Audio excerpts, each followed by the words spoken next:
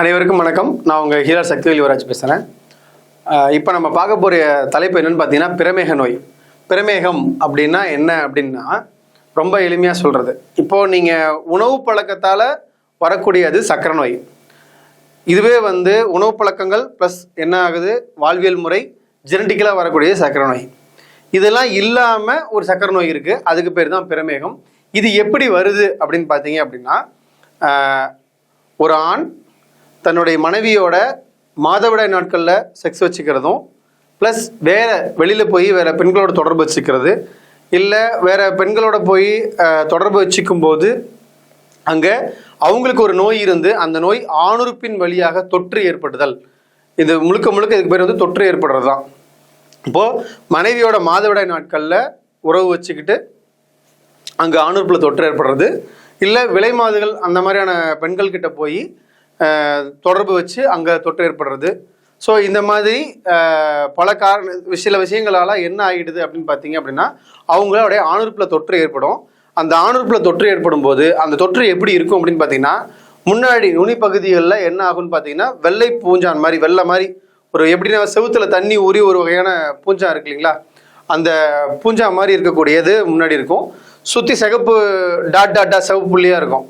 சில பேருக்கு ஆணுறுப்பில் வெடிப்பு ஏற்படும். ஸோ இதெல்லாம் ஏன் வருது அப்படின்னா, அங்கே பிறப்புறுப்பில் இருக்கக்கூடிய கிருமிகள் உங்களுடைய ஆணுறுப்புக்கு தொற்று ஏற்பட்டு இதன் மூலியமாக என்ன ஆகுதுன்னு பார்த்தீங்கன்னா, சிறுநீரகம் நம்ம கிட்னி இருக்கு இல்லையா, கிட்னியோடைய அந்த சிறுநீர் வெளியேறக்கூடிய பாதையும் அது முடிகிற இடமும் ஆணுறுப்பு தொடங்குற இடமும் ஒரே இடமா இருக்கிறதுனால இங்கே ஏற்படக்கூடிய தொற்று நேரடியாக அது சிறுநீரகத்துக்குள்ளே ஈஸியாக போயிடுது.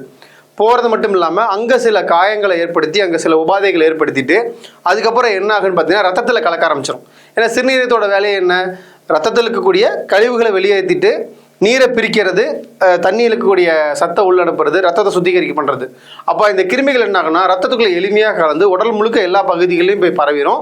அது கடைசியாக போய் உட்கார்ற இடம் எங்கன்னு பார்த்தீங்கன்னா, நீங்கள் கணையத்தில் போய் உட்காரும். கணையத்தில் போய் உட்காரதுனால அங்கே என்ன ஆகுதுன்னு பார்த்தீங்கன்னா சர்க்கரை ஏற்படும். கணையத்தை பாதிக்கிறதுனால அங்கே சர்க்கரை உங்களுக்கு கூட ஆரம்பிக்கும்.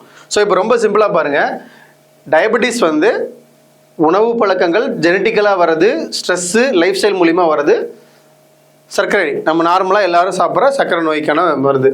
இதுவே பிரமேகம் என்னன்னு பார்த்தீங்கன்னா இதுவும் சர்க்கரையோட சேர்ந்தது தான். இது எதனாலும் பார்த்தீங்கன்னா எஸ்டிடி டிசீஸ்ன்னு சொல்லுவாங்க. எஸ்டிடின்னா வடிவேல் சொல்கிற மாதிரி வரலாறு தானே அப்படிம்பாங்க இல்லையா.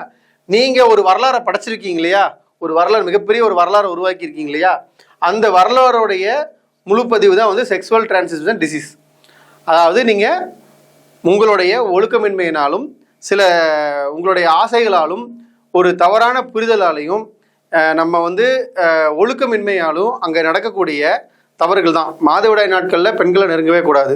ரெண்டாவது, நீங்கள் இதில் விலை மாதுகள்கிட்ட போகவே கூடாது.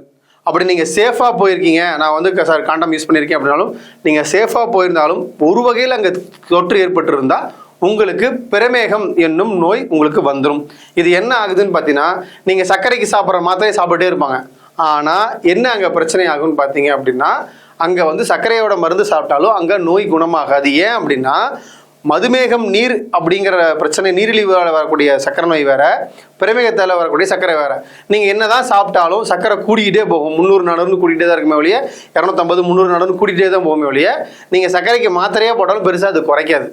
காரணம் என்னென்னா, கிருமிகளால் ஏற்படக்கூடிய நோய்களுக்கும் ஒரு ஜெனட்டிக்கலாகவும் சாப்பாட்டு பழக்கம் லைஃப் ஸ்டைல் மூலிமா வரக்கூடிய நோய்க்கும் வித்தியாசம் உண்டு. ரெண்டுக்கும் வேறுபடுத்தி பார்க்கணும். அப்போது இந்த பிரமேகம் என்னும் கூடிய இந்த கிருமி தொற்றை குணப்படுத்திட்டாலே உங்களுக்கு சர்க்கரை நோய் முழுமையாக குணமாயிடும். ஓகேங்களா. இது ஜெனட்டிக்கலாக ஃபுட் ஹேபிட்ஸ் லைஃப் ஸ்டைலில் வரவங்களுக்கு தான் குணப்படுத்துறதுங்கிறது கஷ்டம், அது முடியாதுன்னு சொல்லுவாங்க. பட் பிரமேகத்தால் இருக்கக்கூடிய உபாதைகளை நம்ம எளிமையாக குணமாக்கலாம். அப்படிங்கிறப்ப நாள்பட்ட கிருமிகள் என்ன ஆகும்னா உங்களுக்கு கடுமையான உபாதையை உருவாக்கும். ஸோ நாங்கள் பிரமேகத்துக்கு சிறந்த பெஸ்ட்டான மருத்துவம் கொடுக்குறோம். ஸோ எங்ககிட்ட மருந்தோட காஸ்ட் ரொம்ப அதிகம்தான். காரணம் என்னென்னா, இது நாள்பட்ட கிருமிகளால் ஏற்படக்கூடிய உபாதைகளாலும் உள்ளுறுப்புகள் எல்லாமே பாதிக்கப்பட்டிருக்கும், அதையும் சரி பண்ணணும். அப்படிங்கிறதுனால எங்ககிட்ட மருந்தோட காஸ்ட் ரொம்ப அதிகம். ஸோ எங்ககிட்ட மருத்துவம் எடுத்து குணமானவருடைய ரிப்போர்ட்ஸ் கொடுக்குறேன் உங்களுக்கு. அவர் HbA1c 10.7 இருந்தது, இப்போ அவருடைய HbA1c பார்த்தீங்கன்னா 6.4 இருக்குது. இந்த பிரமேகம்ங்கிற ஒரு நோயை நம்ம குணப்படுத்துறதன் மூலியமாக அவரோட சர்க்கரையே கட்டுப்பாட்டுக்குள்ளே வந்துருச்சு. ஸோ அப்படிங்கிறப்ப அதற்கான விஷயத்தை நம்ம கொடுக்கும்போது மட்டும்தான் அங்கே வந்து நோய் குணமாகும். ஸோ இந்த பதிவு உங்களுக்கு ரொம்ப பயனுள்ளதாக இருக்குன்னு நினைக்கிறேன். என்கிட்ட மருத்துவம் எடுத்துக்கணும், இவர்கிட்ட மருந்துவம் எடுத்துக்கிட்டா நம்ம நல்லாவும் குணமாகுவோம் அப்படிங்கிற நம்பிக்கையை மட்டும் இருக்கிறவங்க மட்டும் தொடர்பு கொள்ளுங்க. நான் முன்னையே சொன்ன மாதிரி தான், இதற்கு பல ஆயிரங்கள் செலவாகும். இதுக்கு உங்களால் அஃபோர்ட் பண்ண முடியும்னா மட்டும் என்கிட்ட நீங்கள் மருத்துவம் எடுத்துக்கலாம். இல்லை அப்படின்னா ஜஸ்ட் வீடியோ ஸ்கிப் பண்ணிட்டு போயிருங்க. இது வேற என்ன, என்கிட்ட விடாமல் நல்ல மருத்துவம் பண்ணுறவங்க நிறைய பேர் இருக்காங்க. நீங்கள் அவங்ககிட்ட கூட போய் மருத்துவம் எடுத்துக்கலாம். மருத்துவம் எடுத்தால் 100% இவர்கிட்ட போனால் சரியாகும், நம்மளை சரி பண்ணி கொடுப்பாரு அப்படிங்கிற நம்பிக்கை இருக்கிறவங்க மட்டும் என்கிட்ட மருத்துவத்துக்கு வாங்க. நாங்கள் கண்டிப்பாக நல்ல சிறந்த தரமான மருத்துவம் கொடுப்போம். எங்கள் மருத்துவர்கள் உங்களுக்கு நல்ல ஸ்ட்ரீட் கொடுப்பாங்க, நிறைய விஷயங்கள் உங்களுக்கு புரிதல் உருவாக்குவாங்க, நல்ல உணவு பழக்கங்கள், நல்ல விஷயங்கள் நாங்கள் கற்றுக் கொடுக்குறோம். திரும்பவும் இந்த பிரச்சனை வந்து வராமல் இருக்கிற அளவுக்கு நீங்கள் என்ன சேஃபாக இருக்கணுங்கிற மாதிரி கொண்டு நாங்கள் டீச் பண்ணி கொடுப்போம். ஓகேங்களா? இந்த என்னுடைய கிளினிக் எங்கே இருக்குதுன்னு பார்த்தீங்க அப்படின்னா, நாமக்கல் மாவட்டம், சேலத்துக்கு பக்கத்தில் இருக்கக்கூடிய நாமக்கல் மாவட்டம் திருச்செங்கோட்டில் தான் என்னுடைய கிளினிக் இருக்குது. பகலவன் ஹெல்த் சென்டர் அப்படிங்கிற இந்த பேரை போட்டிங்கனாலே என் இடத்துக்கு லொக்கேஷன் வந்துடும். வாரத்தில் 7 நாளும் கிளினிக் இருக்குது. காலை 10 மணி முதல் 5 மணி வரைக்கும் எங்களோட கிளினிக் இருக்கும். ஸோ இந்த தகவல் உங்களுக்கு போதுமானு நினைக்கிறேன். என்னை சென்னையில் மீட் பண்ணணும்னு நினைக்கிறீங்க அப்படின்னா, சென்னையில் 2வது வாரம் புதன் வியாழன், 4வது வாரம் புதன் வியாழன் நான் சென்னையில் இருப்பேன். என்னை நீங்கள் பார்க்குற மாதிரி இருந்தால் தாராளமாக பார்க்கலாம்.